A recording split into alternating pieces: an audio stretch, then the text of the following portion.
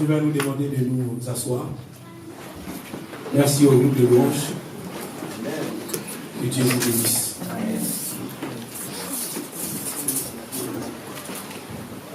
Je veux dire merci au Père de la maison, Père Fernando, et à Maman Pauline qui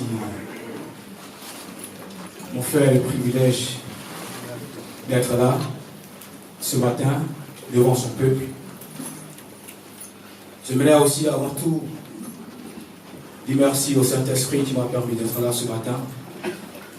Je voudrais dire merci au peuple, je voudrais dire merci à tous les serviteurs qui sont là ce matin. Soyez bénis, soyez bénis, soyez bénis. Amen. Et ce matin, je crois que Dieu va nous faire du bien. Amen. Qui croit que Dieu va lui faire du bien? Bien-aimé, est-ce que tu peux saluer ton voisin qui est à côté de toi et lui dire que ce matin, nous allons manger. Nous allons manger ce matin. Parce que Dieu va nous faire du bien. Amen. Alléluia. Amen. Alléluia. Amen. Ce matin, je voudrais parler à vos cœurs. Je voudrais ce matin que chacun de nous dépose son intellect, dépose son intelligence, dépose son raisonnement et qu'il livre son cœur à la parole de Dieu. Je vais parler à vos cœurs ce matin.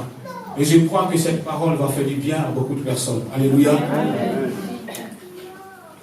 Bien-aimés, c'est un message qui est vraiment très important pour l'Église en général et pour les chrétiens en particulier. C'est un message qui est vraiment très important et que l'Église ou les chrétiens a souvent laissé contre, mais qui est quelque chose de très important parce que lorsque Jésus devait aller, il avait laissé cette mission à l'Église. Et c'est la mission de tout chrétien, c'est la mission de tout serviteur de Dieu, c'est la mission de toute personne qui a véritablement accepté Jésus-Christ comme Seigneur et Sauveur. Donc c'est de cette mission que je voudrais parler ce matin, afin que chacun de nous soit dans le repos, afin que chacun de nous réalise réellement ce qu'il doit faire, ce qu'il est capable de faire, et là où il veut aller avec Jésus-Christ de Nazareth. Alléluia. Vous voyez bien aimé, lorsqu'on est, nous naissons, nous avons des étapes de croissance. Et à un moment donné, nous devenons grands. Et nous allons parfois à l'université ou dans des centres de formation pour suivre un métier qui est bien précis. Et dans ces centres de formation, tu vas participer à des cours.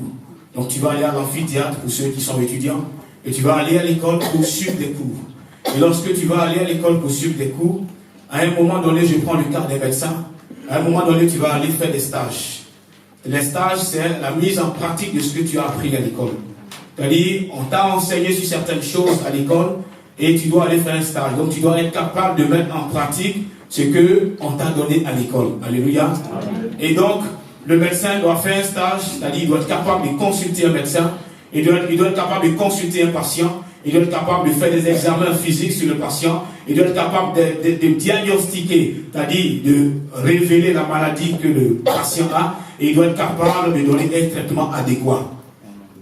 Quand tu n'as pas réussi ce genre de choses, tu peux reprendre ton année parce qu'on considère que tu n'es pas encore à la hauteur.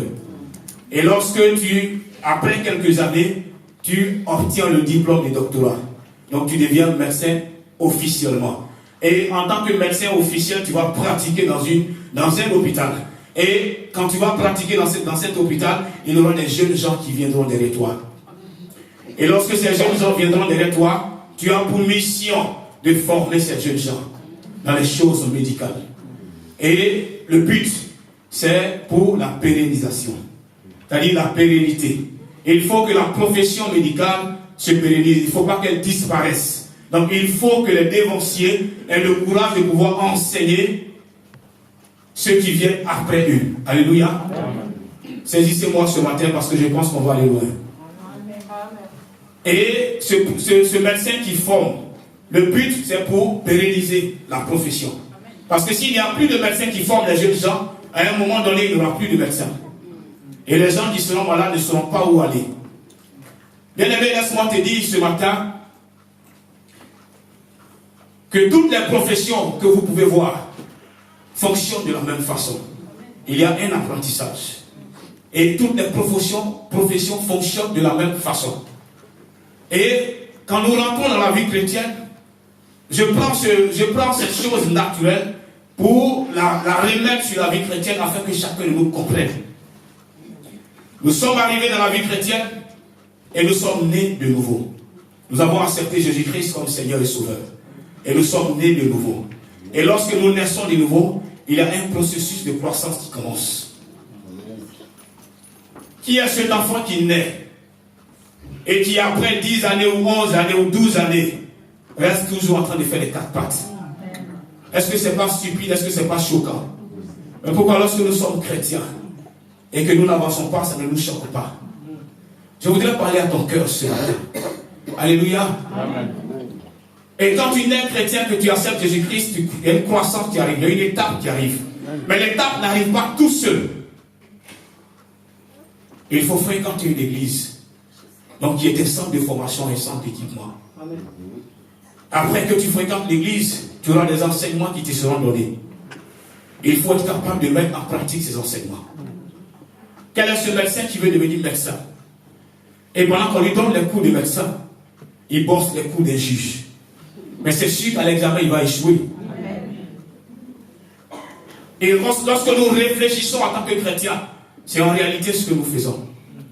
Nous devons être capables d'aller à l'église, donc être assidus à l'église. Donc écouter les enseignements et les mettre en pratique. La deuxième chose, c'est la discipline. Il faut une certaine discipline dans la vie chrétienne que nous menons. Quand je parle de discipline, qu'est-ce que tu regardes? Qu'est-ce que tu écoutes? Qu'est-ce que tu fais quand tu sors d'ici?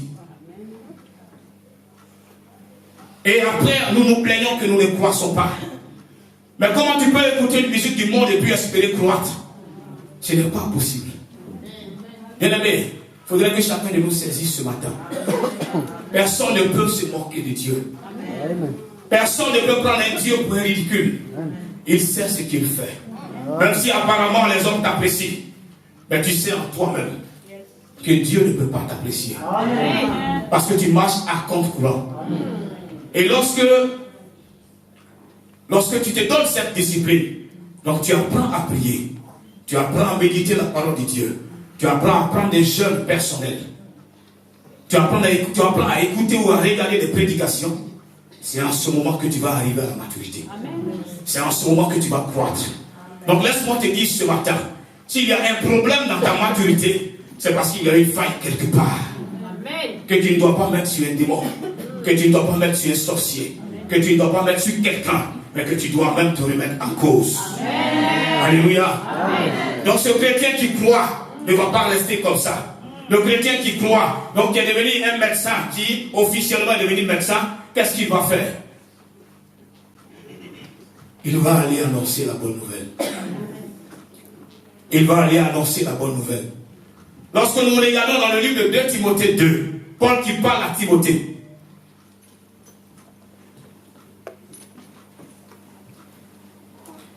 Il dit: ce que tu as entendu de moi en présence des témoins, confie-le à des hommes fidèles, qu'ils soient capables de l'enseigner aux autres. Car Timothée a reçu, qu'il soit capable d'enseigner à d'autres personnes qui eux seront capables d'enseigner pour pérenniser le royaume de Dieu. Pour pérenniser le royaume de Dieu, que ceux qui ont reçu soient capables d'enseigner. Lorsque dans le livre de Matthieu 24, au verset 14, Jésus parle à ses disciples, et ses disciples lui disent quels sont les signes de la fin. Il leur dit: quand cette bonne nouvelle sera prêchée dans le monde entier pour servir de témoignage au monde entier, alors viendra la fin. Cette bonne nouvelle. Bien-aimé, mon thème de ce matin: chrétien ou chrétienne, lève-toi et évangélise. Amen. Alléluia. Amen. Chrétien et chrétienne, lève-toi et évangélise. Je pense que c'est un thème qui ne plaît pas à beaucoup de personnes. Yes. Mais ce soir, nous allons piquer les personnes. Amen. Ce matin, nous allons montrer, le Saint-Esprit va montrer que c'est la mission de l'Église. Et si tu n'es pas dans cette mission, tu n'es pas dans l'ordre de Dieu. Amen. Si tu n'es pas dans cette mission, tu n'es pas dans l'ordre de Dieu. Chrétien ou chrétienne, lève-toi et évangélise.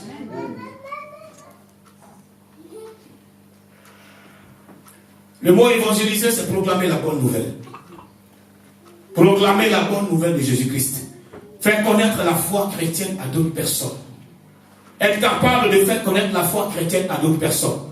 Ce matin, nous allons voir pourquoi évangéliser. Comment évangéliser et quels sont les bénéfices de l'évangélisation. Alléluia. Amen. Pourquoi nous sommes prêts parfois à annoncer des mauvaises nouvelles. Il suffit qu'il y ait un attentat, je ne le souhaite pas. Mais quelque part à Paris, tu seras le premier à prendre ton téléphone et appeler. Pourquoi nous sommes prêts parfois à propager des bonnes nouvelles sur les personnes que nous connaissons, des mauvaises nouvelles sur les personnes que nous connaissons, des nouvelles qui ne donnent pas la vie. Mais pourquoi nous n'avons pas la possibilité d'annoncer la bonne nouvelle qui donne la vie. Amen. C'est triste, mais c'est ça la réalité. Nous sommes prêts à calomnier, nous sommes prêts à critiquer, nous sommes prêts à juger, mais nous ne sommes pas prêts à annoncer la bonne nouvelle. Lorsqu'on te dira que tu as un frère qui est malade, tu ne seras pas possible d'aller prier pour lui, qui n'est pas capable de t'agenouiller, tu ne sais pas commencer à propager des mauvaises nouvelles contre cette personne. C'est ça la réalité. Et c'est ce que nous vivons. Bien aimés, ne nous cachons pas les yeux. La vie chrétienne est quelque chose d'extraordinaire. Mais si tu entres en plein dedans, tu vas finir par t'en sortir. Il a dit ceux qui vont persévérer jusqu'à la fin seront sauvés. Bien aimé, ici, on a besoin de personnes. Il faut que quand tu arrives en celui, il faut que tu cherches à croître. Il faut que tu cherches à grandir. Pour qu'à ton tour, tu arrives à annoncer l'évangile. Nous allons voir pourquoi il faut évangéliser. Parce que parfois, lorsque nous parlons d'évangélisation, nous regardons le prophète, nous regardons le pasteur, nous regardons l'évangéliste, nous regardons le serviteur de Dieu. Et nous nous disons non, eux ils sont habilités à aller évangéliser. Et moi, je peux rester à la maison. Moi, je peux faire ce que je veux. Pourquoi nous devons évangéliser? D'abord, nous devons évangéliser, bien aimé, lorsque tu prends le livre de Marc 16, au verset 15, c'est un ordre que Jésus-Christ donne. Donc d'abord, nous devons évangéliser parce que c'est un ordre divin.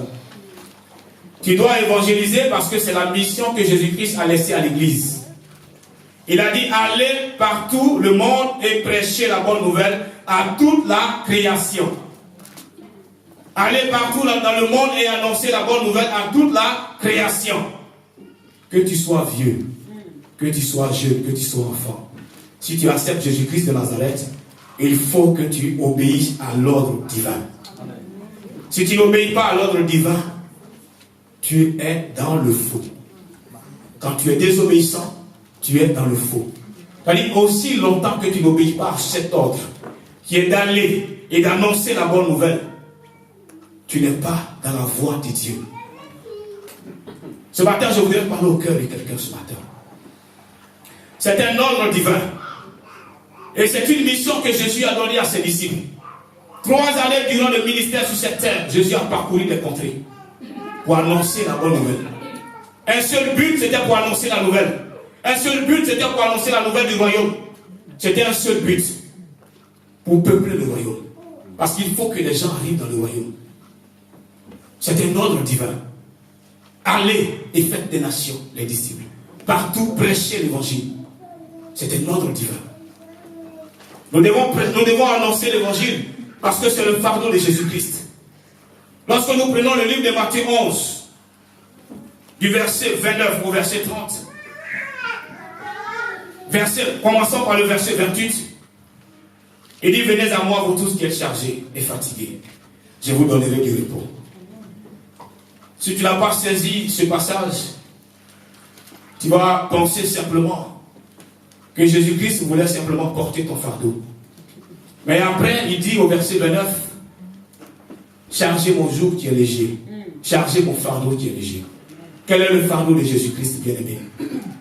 Le fardeau, le seul fardeau de Jésus-Christ, c'est que nous allions pour annoncer la bonne nouvelle. Le seul fardeau de Jésus-Christ, c'est qu'on soit capable d'aller annoncer la bonne nouvelle. Nous pouvons le voir dans le livre de Matthieu 28, verset 19 à 20. Jésus-Christ a un fardeau qui est clair. C'est que nous allions annoncer la bonne nouvelle. Il dit, allez, faites de toutes les nations les disciples, les baptisant au nom du Père, du Fils et du Saint-Esprit, et enseignez-leur à observer tout ce que je vous ai prescrit. Enseignez-leur à observer. tu viens à l'église. Depuis des années, tu as des enseignements. Est-ce que tu as été capable de l'annoncer à d'autres personnes? Est-ce que tu as été capable de l'enseigner à d'autres personnes? C'est ça le fardeau de Jésus. Le fardeau de Jésus, c'est annoncer la bonne nouvelle. Le fardeau de Jésus, c'est que comme toi tu es sauvé, il faut que les autres soient aussi sauvés. C'est le fardeau de Jésus. C'est le fardeau de Jésus.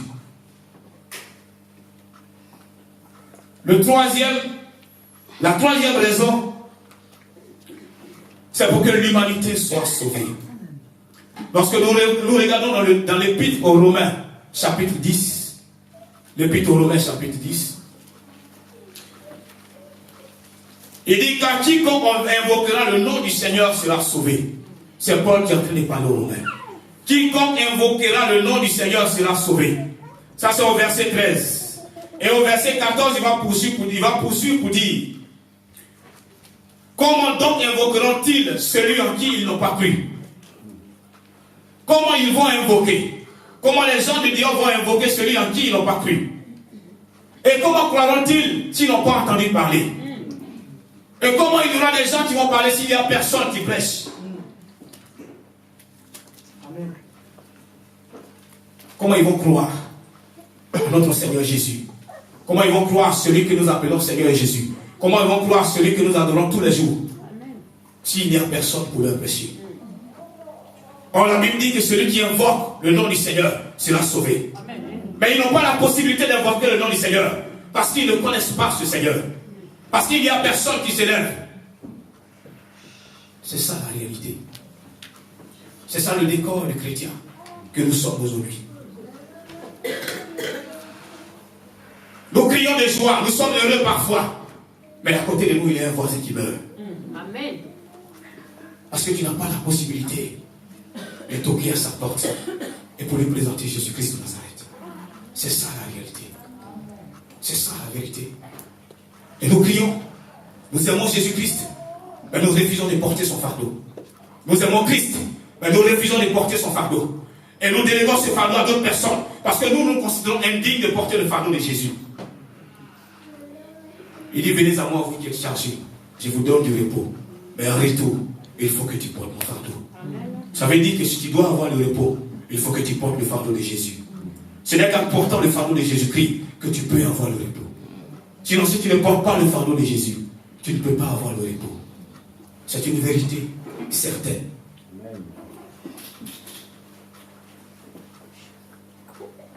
Pour que le cœur de Dieu soit dans la joie.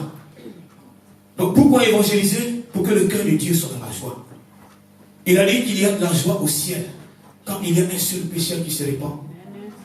Que 99 qui n'ont pas besoin de repentance. Quand il y a un seul, il y a la joie au ciel. Le ciel est dans la joie quand un s'est repenti. Quand un pécheur s'est repenti. Mais le ciel n'a pas dans la joie lorsque toi, tu n'as pas besoin de te repentir. Tu es toujours là. Et chaque fois que le ciel regarde, chaque fois que les caméras du ciel zooment, c'est toi que nous voyons. En train de dire: Seigneur, donne-moi. Seigneur, donne-moi. Seigneur, donne-moi. Mais est-ce que nous pensons que le ciel est dans la joie s'il n'y a pas un pécheur qui se répand? Il y a la joie au ciel. C'est la Bible qui le dit.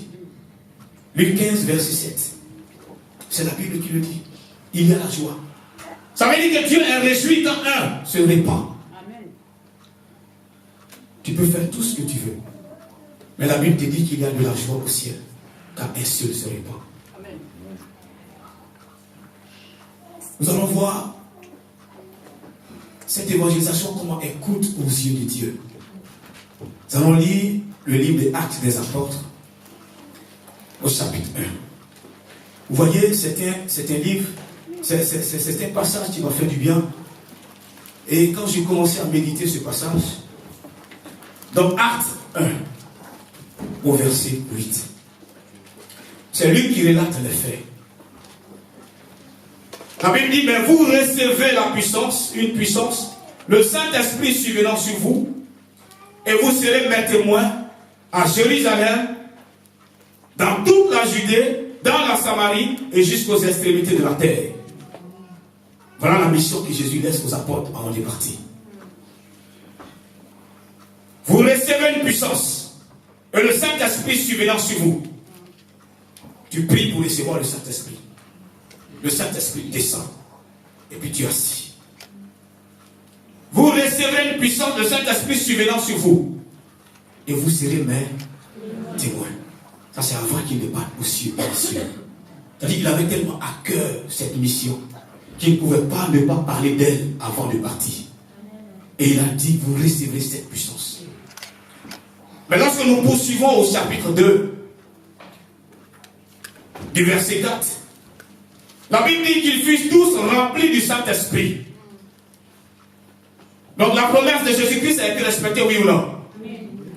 Jésus-Christ a respecté sa promesse. C'est-à-dire qu'ils ont reçu la puissance. Ils ont reçu l'Esprit de Dieu. Ils furent tous remplis. Mais nous allons voir, aujourd'hui tu vas comprendre pourquoi est-ce qu'ils ont été persécutés. Tu vas comprendre pourquoi est-ce que les apôtres ont été persécutés. Lorsque nous poursuivons dans le même chapitre 2, verset 42, verset 44, verset 46, je vais le lire. Verset 42, verset 44, verset 46. La Bible dit qu'ils persévéraient. Donc on parle des apôtres. C'est-à-dire ceux qui ont reçu le Saint-Esprit. Ceux qui ont été remplis du Saint-Esprit. Ceux qui ont été remplis du Saint-Esprit. Ils persévéraient dans l'enseignement des apôtres, dans la communion fraternelle, dans la fraction du pain et dans les prières. La crainte s'emparait de chacun et il se faisait beaucoup de prodiges et de miracles parmi les apôtres. Tous ceux qui croyaient étaient dans le même lieu. Tous ceux qui croyaient étaient dans le même lieu. Tous ceux qui croyaient étaient dans le même lieu. Et ils avaient tous en commun. Ils avaient tous en commun. Ils vendaient leurs propriétés et leurs biens et ils en partageaient le produit entre tous. Chaque jour, tous ensemble, assidus au temple. Ils rompaient le pain dans les maisons et prenaient leur nourriture avec joie et simplicité de cœur. Louant l'Éternel. Donc voici les gens qu'une mission claire a été donnée. C'est-à-dire lorsque vous allez recevoir le Saint-Esprit, vous devez aller témoigner. Mais la Bible déclare que chaque jour j'étais ensemble assis dans le temple. Ce n'est pas mauvais d'être ensemble. Ce n'est pas mauvais de prier. Ce n'est pas mauvais une communion fraternelle. Mais est-ce que c'était la mission que Jésus avait donnée à l'Église? Ils avaient une mission lorsqu'ils recevaient le Saint-Esprit de pouvoir partir. Mais qu'est-ce qu'ils ont fait? Ils sont restés assis. L'un des problèmes de l'Église, l'un des problèmes des chrétiens en particulier, c'est que nous demandons des choses. Nous demandons de recevoir, mais nous refusons de bouger. Non, donne-moi ci, mais je refuse de bouger. Ils ont reçu le Saint-Esprit, mais ils ont refusé de bouger. Ils sont restés dans le temple, c'est une bonne chose, mais ce n'est pas la mission. Bien-aimé, laisse-moi te dire, aussi longtemps que tu restes passif, aussi longtemps que tu restes inactif, aussi longtemps que tu refuses de te lever, les choses peuvent se compliquer dans ta vie. Ils ont été persécutés. Étienne a été mis à mort. Ils ont été emprisonnés. Parce qu'ils sont restés assis. Aussi longtemps que l'Église reste assise, la persécution arrive. L'ennemi nous persécute parce que nous sommes assis.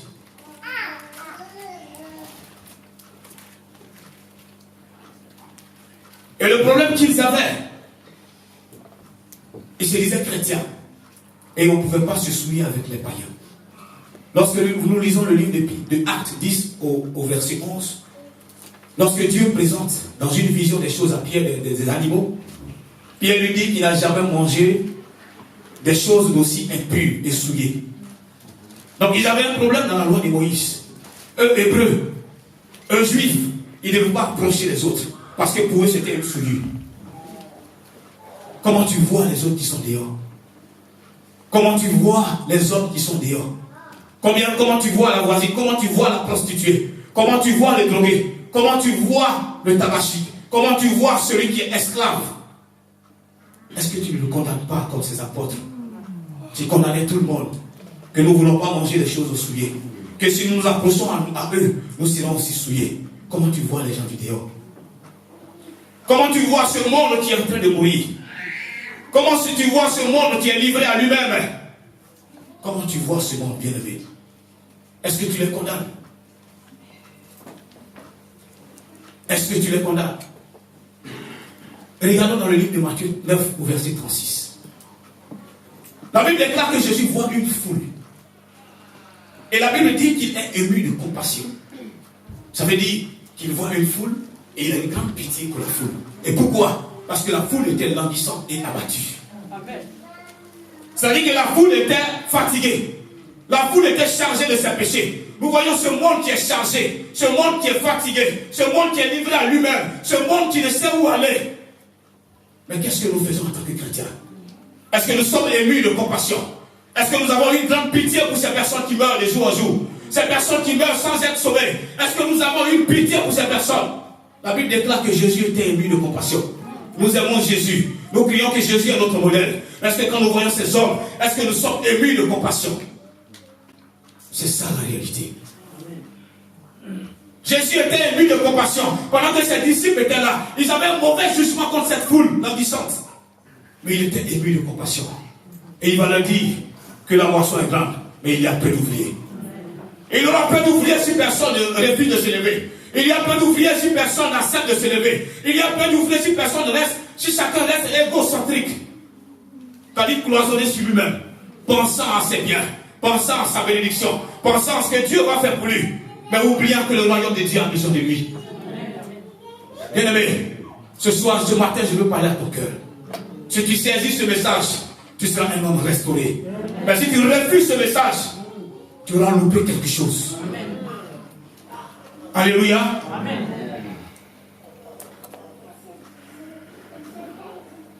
Jésus était ému de compassion. Ils ont commencé à rester, ils sont restés dans le temple, la persécution arrivée. C'est-à-dire Dieu rentre en jeu avec la persécution. Il va commencer à les persécuter. Pour dire que ce n'est pas cette mission que je vous ai enseignée. Qu'est-ce qui va se passer? Acte 8, verset 4 à 13. Ces chrétiens qui dans la persécution se sont rappelés de la mission que Jésus leur avait signée. Leur avait assignée. La Bible déclare que ceux qui avaient été dispersés allèrent de lieu en lieu annonçant la bonne nouvelle de la parole. Ceux qui avaient été dispersés. Mais pourquoi du coup ils sont dispersés et puis ils vont annoncer la bonne nouvelle? Parce que c'était la mission qui leur avait été assignée. Mais refusant de faire la mission, refusant de se lever, ils ont commencé à être persécutés. Il y a des situations qui durent dans ta vie parce que tu ne t'es pas encore levé. Parce que tu n'as pas encore accepté de te lever. Il y a des situations, ce n'est pas le démon. Mais c'est juste qu'il faut que tu te lèves pour que ça se résolve. Quand ils sont levés, ils ont commencé à prêcher l'évangile. Et Philippe qui arrive en Samarie, la Bible déclare qu'il prêche à Christ. La Bible dit que plusieurs furent baptisés. Plusieurs malades furent guéris. Plusieurs démoniaques furent délivrés. Pourquoi? Parce que Philippe s'est levé. Aussi longtemps que nous restons assis, les gens meurent autour de nous. Aussi longtemps que nous restons cloisonnés entre quatre murs, les gens meurent autour de nous. Aussi longtemps que nous restons égocentriques, les gens meurent autour de nous. Il a fallu qu'il aille en Samarie. Il a fallu qu'il annonce la bonne nouvelle. C'est-à-dire, il faut que toi tu te lèves. Parce que lorsque tu vas te lever, les malades seront guéris. Lorsque tu vas te lever, les démoniaques seront délivrés. Lorsque tu vas te lever, les choses vont changer dans la vie de quelqu'un. Bien aimé, j'ai l'habitude de dire que si Dieu t'a choisi, il ne t'a pas choisi au hasard. Il t'a choisi parce que tu es une sentinelle de ta famille. C'est-à-dire, au travers de toi, la lumière doit entrer dans ta famille. Mais aussi longtemps que tu restes passif, aussi longtemps que tu t'assois, tes parents meurent sans être sauvés. Les amis que tu connais meurent sans être sauvés. Des voisins avec qui tu parlais chaque jour meurent sans être sauvés. Aussi longtemps que tu restes assis. Il est allé en Samarie. Le Saint-Esprit a commencé à se glorifier. Quand tu vas te lever, le Saint-Esprit va se glorifier.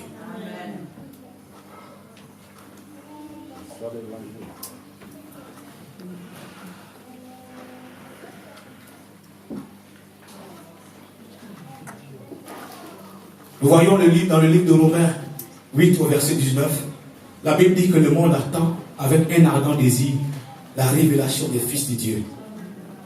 Le monde attend avec un ardent désir, c'est-à-dire avec empressement, avec impatience, la révélation des fils de Dieu. Donc des personnes qui sont capables de révéler Christ, des ouios.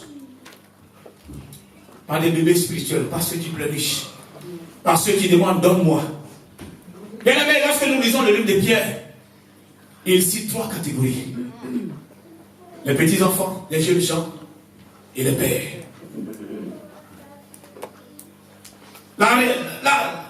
Le monde attend la révélation des fils de Dieu. C'est-à-dire c'est le fils qui n'a pas l'héritage et non l'enfant. Parce que l'enfant, on ne peut pas lui confier l'héritage.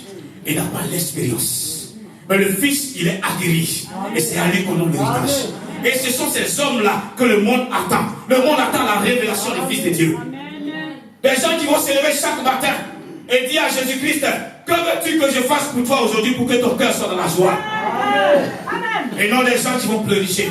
Et non des gens qui vont pleurer. Non, Seigneur, donne-moi ci. Seigneur, qu'est-ce que tu veux? Seigneur, donne-moi ceci. Seigneur, ma situation s'aggrave. Seigneur, ma situation ne bouge pas. Non, on n'a pas besoin de ces gens. Car tu ne pourras pas révéler Christ au monde entier. Tu ne pourras pas révéler Christ, bien aimé.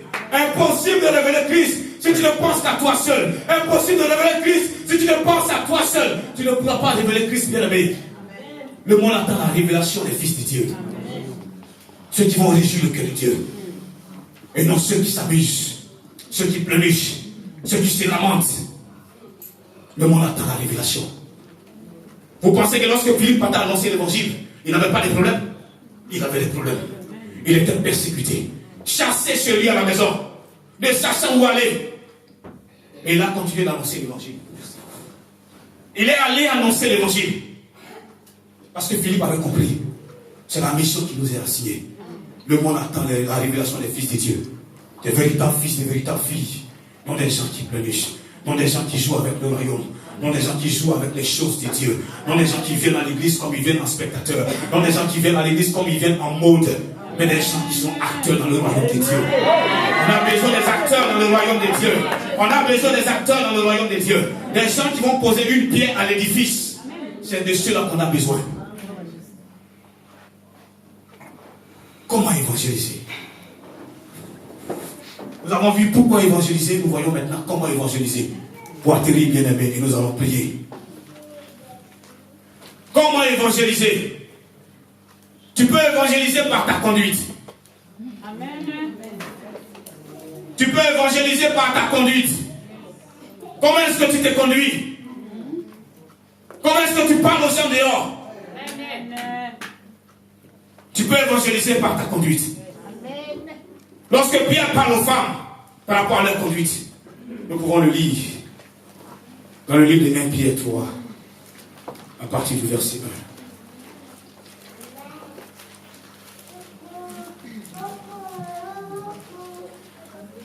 Il dit, femmes, soyez de même soumises à vos maris, afin que si quelques-uns n'obéissent point à la parole, ils soient gagnés sans parole par la conduite de leur femme. Amen. Qu'ils soient gagnés sans parole par la conduite de leur femme. Tu pleurniches que ton mari n'est pas chrétien. Mais quel est le visage que tu lui montres lorsque tu arrives à la maison? C'est ça la réalité. Quel est le visage que tu montres à ton mari quand tu arrives à la maison? Est-ce que tu lui montres le Jésus-Christ qui est vivant? Ou tu lui montres le Christ qui condamne? C'est ça la réalité. Si chaque jour tu condamnes ton mari, si chaque jour vous regardez les mêmes films, sans même être capable de lui dire, chérie, voilà ce que nous avons fait aujourd'hui à l'église. Laisse-moi t'enseigner. C'est ce que le pasteur a dit. Amen. Ne te plains pas que ton mari ne soit pas chrétien. Il dit ta conduite. Quelle est ta conduite dans cette église? Est-ce que tu marches dans la sanctification, ou tu marches dans la consécration, ou tu marches dans la souillure, foulant au pied tous les œuvres de Dieu? J'aimerais dire à l'église, si tu te trouves dans un département que tu n'as pas la possibilité, ou tu refuses de marcher dans la sanctification, il faut chercher à te repentir. Ou bien quitte dans le groupe. C'est un message que je reçois de Dieu. Si tu ne peux pas marcher dans la sanctification, c'est pas la peine. On n'a pas besoin des gens qui vont souiller. On a besoin des gens qui acceptent la parole et qui marchent selon la parole. Si tu ne peux pas vivre dans la sanctification, quoi que tu fasses dans cette église, dans un département, soit répands-toi, demande pardon à Dieu ou quitte le groupe. C'est un message clair. Parce que personne ne peut se moquer de Dieu. Personne ne peut se moquer de ce Dieu-là. L'église n'est pas ta famille biologique où tu peux faire ce que tu veux. L'église est quelque chose de spirituel. Et tout ce qui est spirituel doit se prendre au sérieux. Alléluia. Ta conduite. Il ne faut pas qu'on soit une pierre d'achoppement pour plusieurs. Au lieu d'envoyer les gens à l'église, on les fait fuir à cause de nos conduites. À cause de notre manière d'être. À cause du faux témoignage que nous avons. Les gens refusent de venir à l'église parce que nous sommes déjà connotés. Bien-aimés, la conduite est quelque chose d'important. Quel que soit où tu es, tu peux être dans un milieu où un frère juste à côté, mais tu ne sais pas. Et on te voit en train de crier dans l'administration. On te voit en train de faire palabre partout. Quel est le témoignage que tu laisses? Comment tu peux attirer des gens à toi? Comment tu peux attirer des gens à toi si tu n'as pas une bonne conduite? Comment tu es capable d'attirer ton frère, capable d'attirer ton ami à l'école si tu n'as pas une bonne conduite? Si tu ne prends pas aux choses qu'il faut. Tu vas en boîte le samedi et le dimanche tu viens à l'église. Tu vas en boîte le samedi et le dimanche tu viens à l'église. Tu es dans l'impudicité et la fornication, mais tu viens à l'église dimanche sans même t'inquiéter que le Dieu que nous prions est un Dieu saint. Le Dieu que nous prions, bien-aimé, est un Dieu saint. Il a dit qu'il peut monter à la montagne de l'Éternel si c'est de ceux qui ont les mains innocentes, si c'est de ceux qui ont le cœur pur. Bien-aimé, tu ne peux pas monter vers Dieu si tu n'as pas le cœur pur. Quelle est ta conduite, bien-aimé? Je ne te condamne pas, mais je te dis la vérité. Si cette parole te touche, répands-toi. Quelle est ta conduite, bien-aimé? Comment est-ce que tu t'es conduit? Comment est-ce que tu t'es conduit dans cette église? Tu calomnies tout le monde, tu critiques tout le monde, tu hais tout le monde, tu insultes tout le monde? Non, bien-aimé. Tu vas réfugier les gens, tu vas chasser les gens. Et je veux te dire ce matin que toutes les personnes qui vont quitter l'église, à cause de ton comportement, tu auras leur sang sur ta tête. Tu auras leur sang sur ta tête. Tu auras leur sang sur ta tête. Tu auras leur sang sur ta tête. Tu auras leur sang sur ta tête. Tu auras leur sang sur ta tête. Il faut que vous compreniez cette parole. Toutes les fois qu'un homme quitte l'église, abandonne la foi à cause de ton comportement, tu as ton sang sur ta tête. Parce que tu deviens une pierre d'achoppement pour la personne. Conduis-toi bien, bien-aimé. Est un bon témoignage. La vie du monde ne peut rien t'apporter. La vie des bars ne peut rien t'apporter. Les musiques mondaines ne peuvent rien t'apporter. Rien ne peut t'apporter quelque chose si ce n'est le royaume des dieux. Tu es chrétien, tu écoutes les musiques du monde, mais tu veux t'influencer par qui? Par Rihanna ou par Jésus-Christ de Nazareth? Pose-toi la question aujourd'hui. Tu veux t'influencer par qui? Par Rihanna? Elle n'est pas morte pour toi à la croix. Amen. Elle fait la promotion du diable. Amen.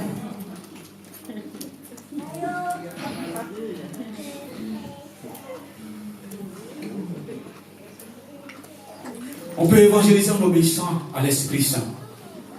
Nous voyons lorsque Philippe, qui finit en Samarie, on peut le voir dans le livre de Acte 8 au verset 26.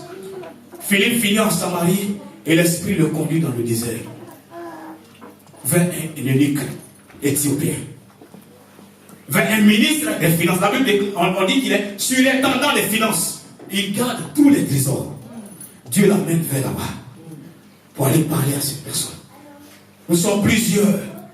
Le Saint-Esprit nous a parlé des directives claires. Mais jamais nous ne sommes levés. Jamais nous avons obéi à la voix du Saint-Esprit. Mais Philippe l'a fait. Philippe est allé au désert pour qui? Pour un eunuque éthiopien. Il était ministre de l'évangile. Il était riche. Ministre des finances, il était riche. Mais cependant, il n'était pas sauvé. La Bible déclare qu'il est venu adorer Dieu à Jérusalem. Mais en réalité, il adorait le Dieu qu'il ne connaissait pas. Et lorsque Philippe arrive vers lui, la Bible déclare qu'il était dans son char. Nous voyons aujourd'hui toutes ces personnes qui sont hypées. Tu as peut-être des connaissances qui ont beaucoup d'argent, socialement qui sont assis. Mais tu n'as pas la possibilité de leur parler de Christ. Parce que tu les connais déjà. Est-ce qu'il sera capable d'accepter l'évangile que je vais lui donner? Est-ce qu'il sera capable d'accepter Christ? Parce qu'il a tellement de biens. Mais la Bible dit que ce ministre était assis dans son char. Donc dans son confort, dans sa protection, comptant sur ses biens, comptant sur ses biens matériels. Mais en réalité, il n'était pas sauvé. Bien aimé, toutes les personnes que vous voyez, beaucoup sont tourmentés. Beaucoup n'arrivent même pas à dormir la nuit. Malgré leurs biens matériels, malgré leurs finances, ils n'arrivent pas à dormir.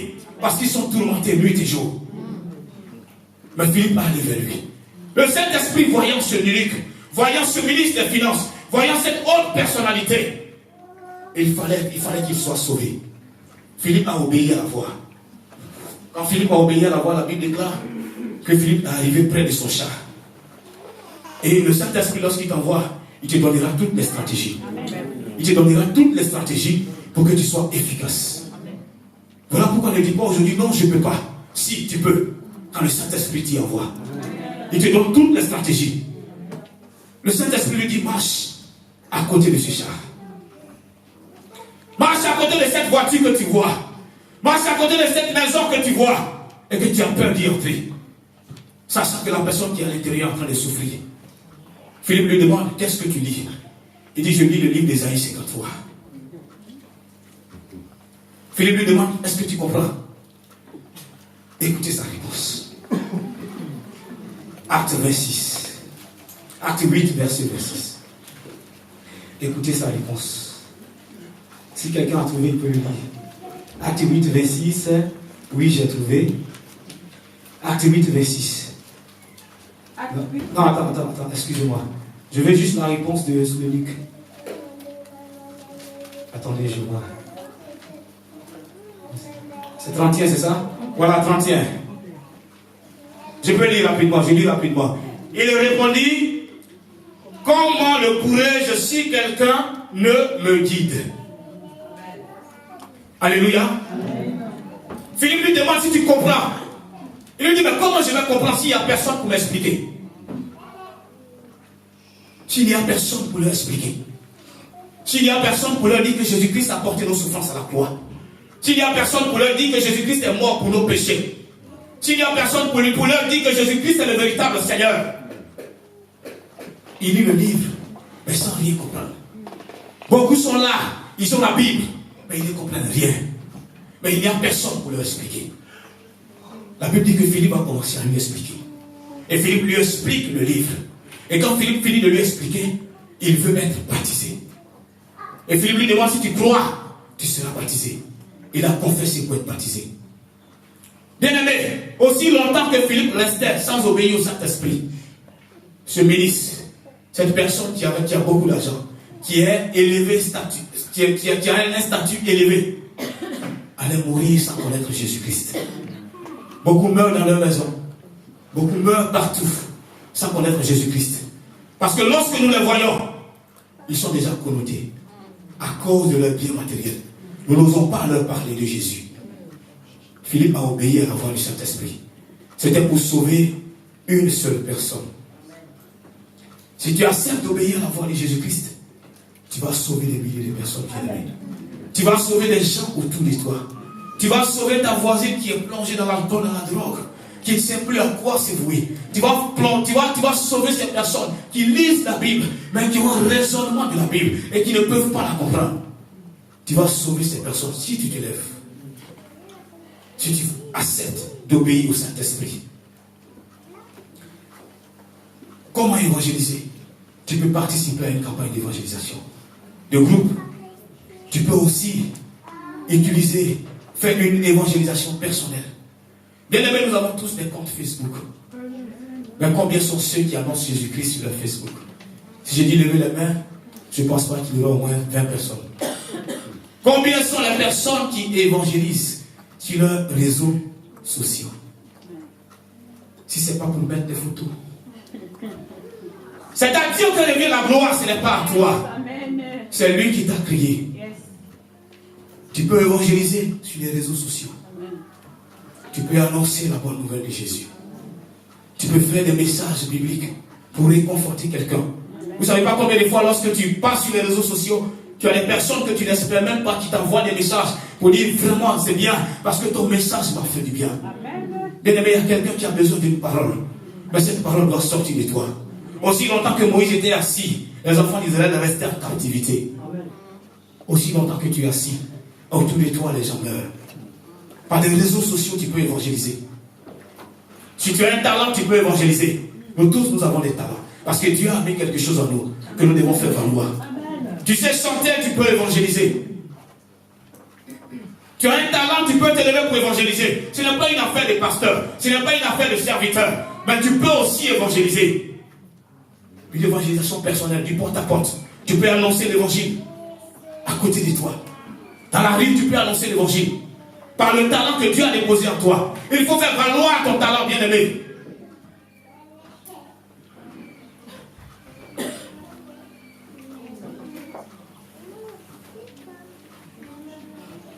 Parfois, tu as le fardeau d'évangéliser, mais tu n'as pas le courage parce que tu es culpabilisé. Nous voyons un peu la femme samaritaine dans le livre de Jean 4, cette femme qui a changé plusieurs maris, donc qui avait une mauvaise vie.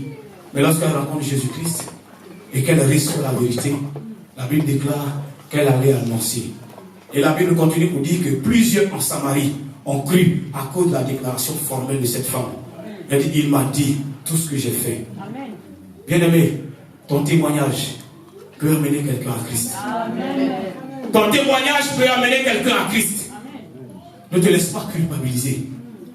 Ne te laisse pas culpabiliser par le diable. Ne te laisse pas culpabiliser par les choses que tu as faites, mais dans le passé. La Bible déclare que ceux qui sont en Christ sont une nouvelle créature. Toute chose ancienne est passée. Elle a annoncé l'évangile. La Bible dit plusieurs en Samarie crurent à cause de sa déclaration. À cause de ta déclaration, bien-aimé, quelqu'un peut venir en Christ. Je t'ai drogué, Dieu m'a sauvé. Quand tu commences à raconter ce genre de choses, les gens te prêtent l'oreille. Le drogué même qui est assis là, qui lutte avec la drogue, se demande, mais tiens, si Dieu l'a sauvé, c'est que moi aussi Dieu peut me sauver. Amen. Tu peux amener des gens en Christ à cause de ton témoignage. Amen. Ne te laisse pas culpabiliser par le diable. Amen. Nous allons finir. Voyons les bénéfices de l'évangélisation pour finir.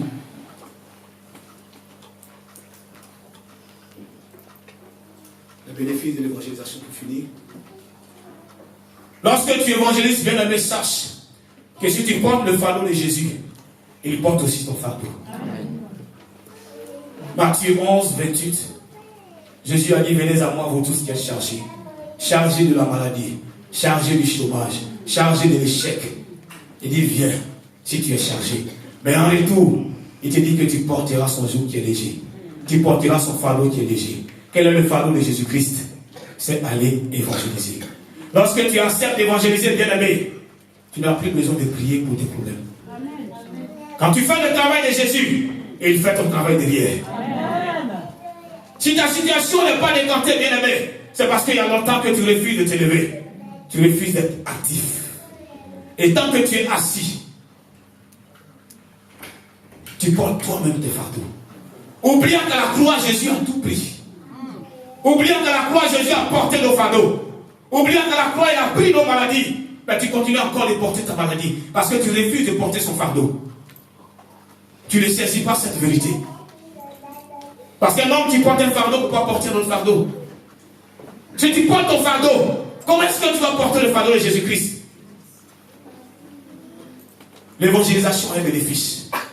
Si tu travailles pour Dieu, Dieu va travailler pour toi. Amen. Si tu travailles pour lui, il va travailler pour toi. Regardez un peu, Paul était en prison. Paul était en prison. Acte 18, verset 9. Paul était en prison. La Bible dit que le Seigneur dit à Paul en vision pendant la nuit, ne crains point, mais parle et ne te tais point, car je suis avec toi, et personne ne mettra la main sur toi. Amen. Pour te faire du mal, car j'ai un peuple nombreux dans cette ville. Bien aimé, il était en prison. Mais ce n'était pas le souci de Dieu. Le souci de Dieu, c'est que tu parles, qu'il ne se taise pas. Parce qu'il y a un peuple nombreux à sauver. Paul avait un problème. Mais Dieu lui dit, ce n'est pas un souci. Va seulement annoncer l'évangile. Bien aimé, Paul était un intérêt pour Dieu. Quand Dieu voyait Paul, c'était un intérêt pour Dieu. Il dit, personne ne mettra la main sur toi. Bien aimé, aucun sorcier ne va mettre la main sur toi. Aussi longtemps que tu te lèves pour Dieu. Aucune maladie ne peut t'envoyer à la mort. Aussi longtemps que tu te lèves pour Dieu. Tant que tu n'as pas fini ta mission. Aucune maladie. Aucune maladie ne peut t'inquiéter. Paul avait une chance. Mais Dieu lui a dit quoi? Ma grâce te suffit. Parce que tu dois aller annoncer l'évangile. Est-ce que vous pensez que Dieu ne savait pas que Paul allait aller en prison? Dieu savait. Mais il avait une mission.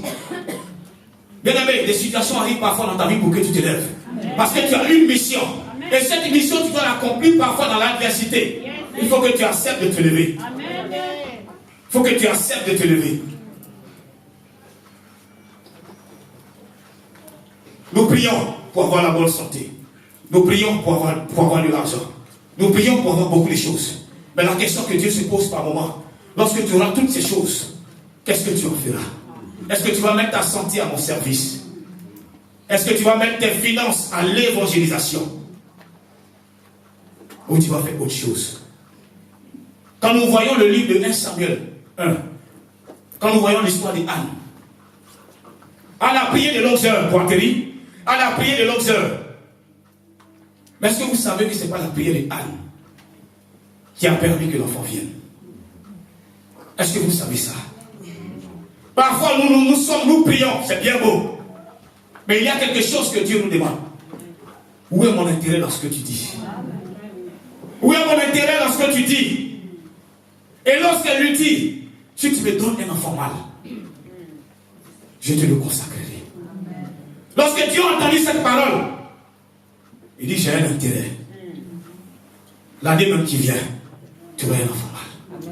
Pourquoi? Parce qu'en ce temps-là, il fallait un sacrificateur pour relever, pour faire la relève. Parce qu'Élie était fatigué. Ses enfants n'étaient pas dignes d'un sacrificateur. Il fallait un successeur. C'était Samuel. Bien aimé, il y a des choses qui vont se décanter. Quand Dieu va voir son intérêt dans ce que tu demandes. Quand Dieu va voir son intérêt dans ce que tu demandes, il y a des choses qui vont se décanter dans ta vie. Quel est l'intérêt de Dieu dans ce que tu demandes? Et pour finir, dans le livre de Luc 10 au verset 7, il dit l'ouvrier mérite son salaire. Il envoie des gens, il leur dit ne prenez ni bourse, ni argent, ne prenez rien. Mais lorsque vous allez arriver dans une maison, dans cette maison, on vous recevra. Bien aimé, lorsque tu évangélises, lorsque tu annonces la bonne nouvelle, tu n'as pas besoin de t'inquiéter de ce que tu vas manger. Tu n'as pas besoin de t'inquiéter de ce que tu vas porter. Tu n'as pas besoin de t'inquiéter de ce que tu vas devenir. Tu n'as pas besoin de t'inquiéter de ce que tu vas vertir. Tu n'as pas besoin de t'inquiéter de ta santé. Parce que l'ouvrier mérite son salaire. C'est ça la réalité. L'ouvrier mérite son salaire. Si tu te lèves, tu n'as plus besoin de pleurnicher. Ah, je ne sais pas ce que je vais manger demain. Lève-toi pour Jésus. Et il se lèvera aussi pour toi. Amen. Alléluia. Lève-toi pour Jésus. Et il se lèvera aussi pour toi. Amen. Les bénéfices de l'évangélisation. Lève-toi pour lui ce matin. Bien aimé, c'est une parole que le Saint-Esprit veut nous apporter ce matin. Arrêtons de pleurnicher. Arrêtons d'être égocentriques. Arrêtons de tout tourner vers nous-mêmes. Mais lèvons-nous pour la gloire de Dieu. Tu as des gens autour de toi, annonce l'évangile. Dis-leur que Jésus l'aime simplement un simple mot. Ainsi une simple phrase, dis-leur simplement que Jésus t'aime. Mais ne laisse pas les gens mourir à côté de toi. Annonce l'évangile. Quand tu te lèveras, tu verras qu'il y a des situations dans ta vie qui vont changer sans même que tu pries. Sans même que tu pries pour ces situations. Mais tu as tellement à cœur le royaume de Dieu. Tu as tellement à cœur le frère qui meurt à côté de toi. Et que chaque fois tu t'agenouilles pour son problème. Quand tu règles son problème, et il règle aussi ton problème. Il faut qu'on comprenne ça, bien aimé. Notre Dieu est un Dieu de deal. Qu'est-ce qu'il trouve en toi? Quel est l'intérêt qu'il trouve? Depuis longtemps, il t'a parlé, mais tu ne t'es jamais levé.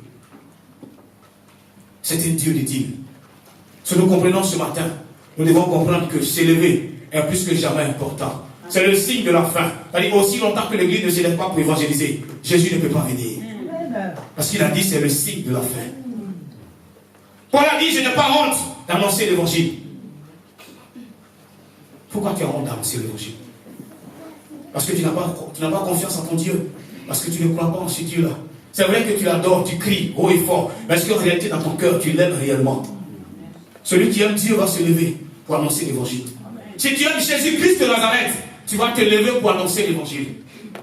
Ce n'est pas une affaire des pasteurs, c'est une affaire de tout le monde. Amen. Si tu acceptes Jésus-Christ, tu es capable d'enseigner. Parce que le royaume doit grandir. Parce que les hommes qui ne sont pas sauvés doivent être sauvés à cause de nous. Amen. Alléluia. Amen. Nous allons nous lever, nous avons fini. Est-ce qu'on peut